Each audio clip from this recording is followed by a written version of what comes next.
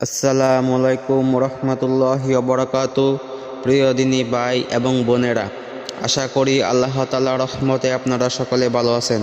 সহিহ বুখারী থেকে 10টি হাদিস 24তম পর্বে আপনাদেরকে স্বাগতম।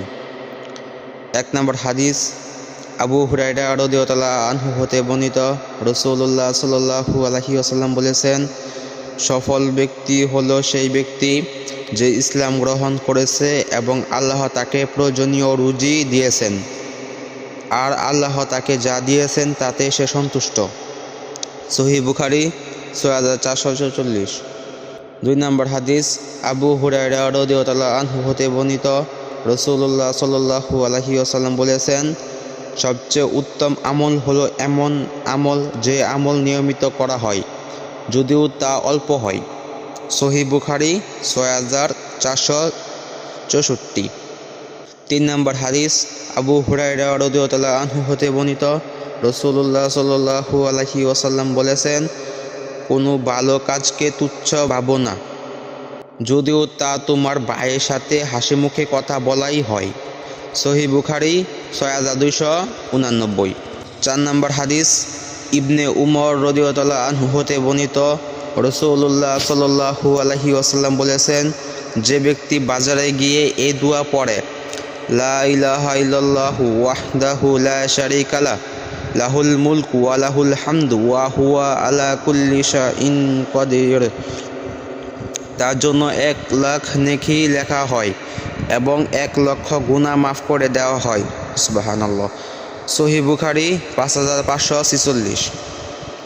5 নম্বর হাদিস, আব্দুল্লাহ ইবনে মাসউদ রাদিয়াল্লাহু আনহু হতে বর্ণিত, রাসূলুল্লাহ সাল্লাল্লাহু আলাইহি ওয়াসাল্লাম বলেছেন, আমি দুনিয়াতে একজন পথিকের মতো, যে একটি গাছের নিচে বিশ্রাম নিয়ে আবার নিজে গন্তব্যে চলে যায়। সহিহ বুখারী 6417। 6 নম্বর হাদিস, আবু হুরায়রা রাদিয়াল্লাহু আনহু হতে বর্ণিত, রাসূলুল্লাহ সাল্লাল্লাহু আলাইহি ওয়াসাল্লাম বলেছেন, যে ব্যক্তি ঈমানের সঙ্গে নামাজ পড়ে, কিয়ামতের দিন সে জান্নাতের পথে চলার জন্য আলো পাবে। সহিহ বুখারী 1174। 7 নম্বর হাদিস, আনাস ইবনে মালিক রাদিয়াল্লাহু আনহু হতে বর্ণিত, রাসূলুল্লাহ সাল্লাল্লাহু আলাইহি ওয়াসাল্লাম বলেছেন, যে ব্যক্তি আল্লাহর জন্য ভালোবাসে, আল্লাহ তাকে জান্নাতের উচ্চ মর্যাদা প্রদান করবেন। সহিহ বুখারী 6448। 8 নম্বর হাদিস, আবু হুরায়রা রাদিয়াল্লাহু আনহু হতে বর্ণিত, রাসূলুল্লাহ সাল্লাল্লাহু আলাইহি ওয়াসাল্লাম বলেছেন, ক্ষমাশীল হও, আল্লাহ তোমাকে ক্ষমা করবেন। সহিহ বুখারী 6938। 9 নম্বর হাদিস, আবু হুরায়রা রাদিয়াল্লাহু আনহু হতে বর্ণিত, রাসূলুল্লাহ সাল্লাল্লাহু আলাইহি ওয়াসাল্লাম বলেছেন, যে ব্যক্তি তার প্রতিবেশীকে কষ্ট দেয়, সে জান্নাতে প্রবেশ করবে না। সহিহ বুখারী 6485। 10 নম্বর হাদিস, আবু হুরায়রা রাদিয়াল্লাহু আনহু হতে বর্ণিত, রাসূলুল্লাহ সাল্লাল্লাহু আলাইহি ওয়াসাল্লাম বলেছেন, সেই ব্যক্তি ধনী যে অল্পে সন্তুষ্ট থাকে। সহিহ বুখারী 6468।